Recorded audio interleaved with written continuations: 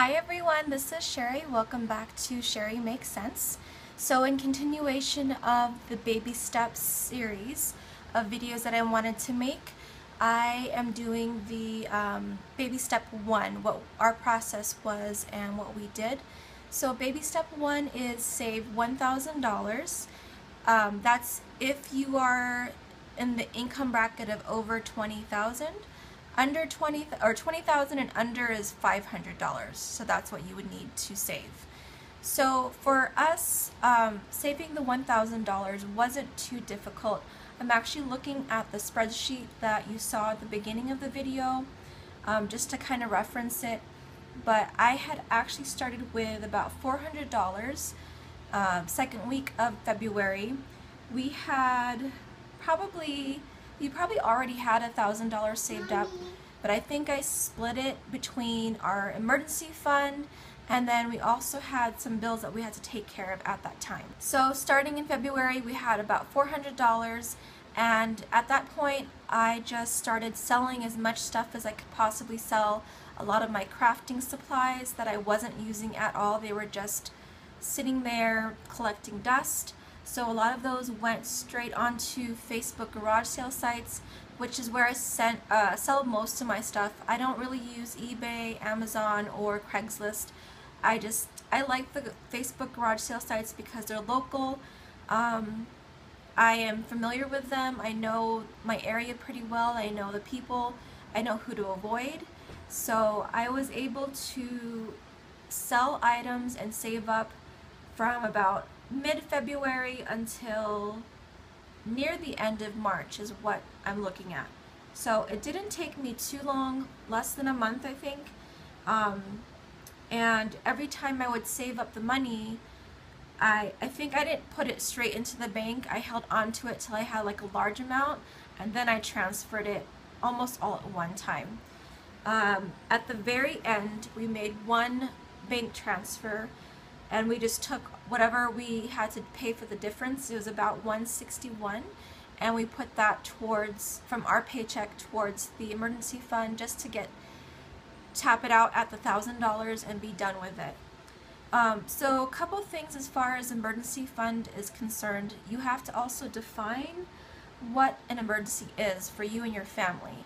So, you know, emergency would be something like needing a car repair. If your car were to have a flat tire and you needed to replace the tires, and let's say you didn't have your sinking funds already set up, you would need to use your emergency fund to pay for that.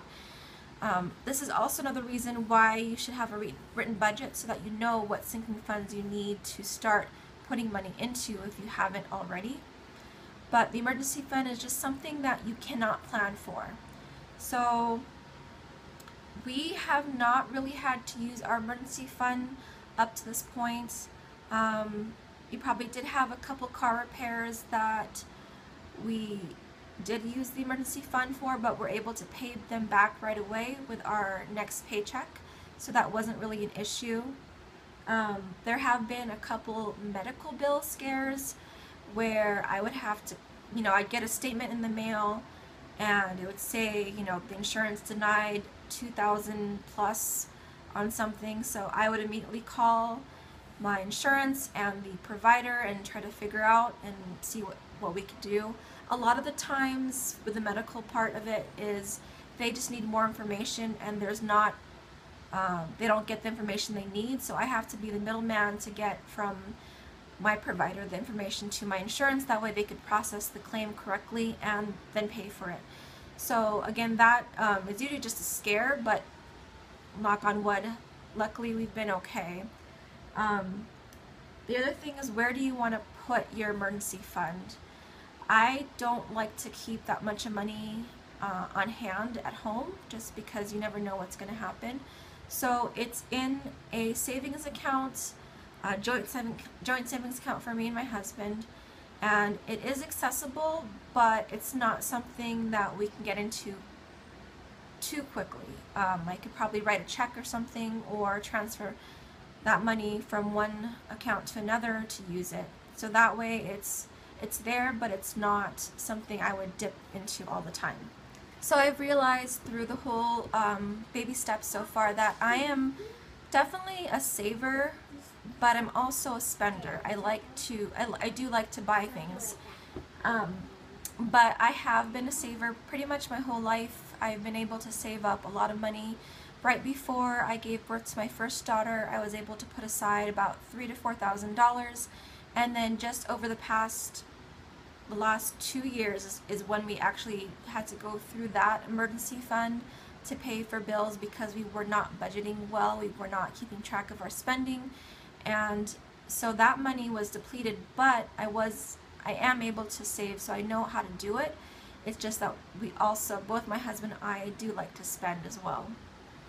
That is it for this video. If you have any questions or comments, please leave them below, and I will talk to you guys soon.